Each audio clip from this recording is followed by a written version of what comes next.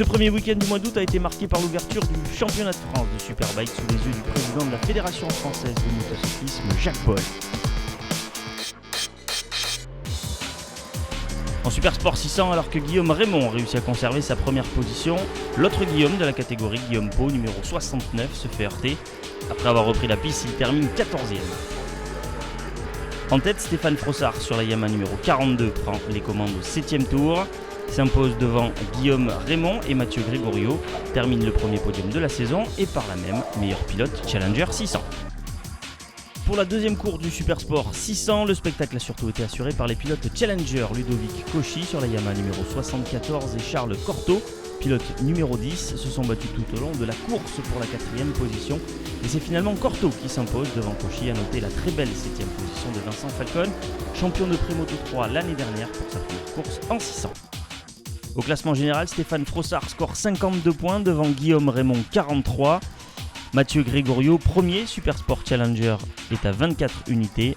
Guillaume Pau, qui réalise une meilleure course, est à égalité avec Cédric Tangre avec 20 points.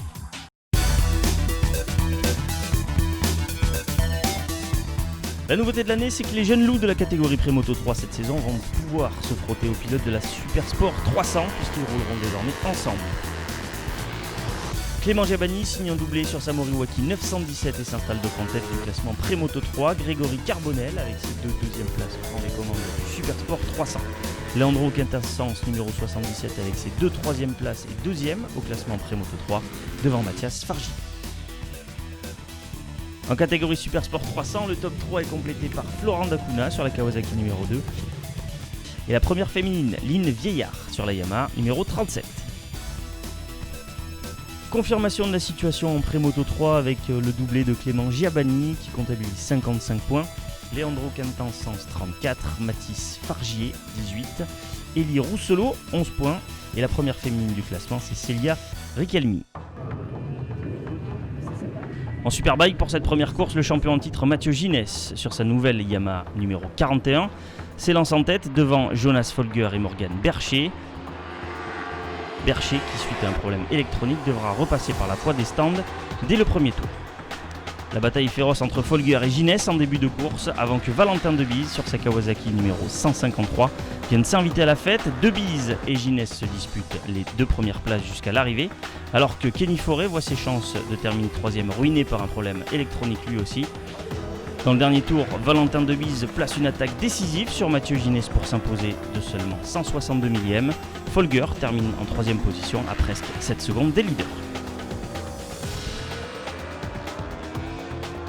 Pour la dernière course Superbike du week-end, on prend les mêmes et on recommence. Debise sur sa Kawasaki 153 prend la tête au troisième tour devant Folger et Ginès. Debise réussit alors à creuser un écart suffisant pour se mettre à l'abri de ses deux poursuivants. Kenny Forêt qui retrouve sa BMW 4ème, Axel Morin 5ème. Dans le dernier tour, Ginès porte une dernière attaque sur Jonas Folger et prend donc la deuxième place de la course.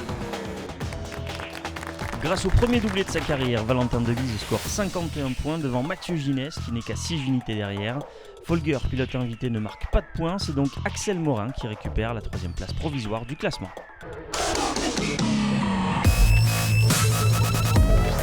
Et en sidecar, comme la veille, l'équipage Tim Reeves et Kevin Rousseau s'imposent devant Delanoë Bido. La troisième place, par contre, revient cette fois-ci à l'équipage du side numéro 44 de Pevarinta et Clément. Et voici donc le classement des sidecars, catégorie par catégorie. A noter que comme en Superbike, les pilotes étrangers ne marquent pas de points.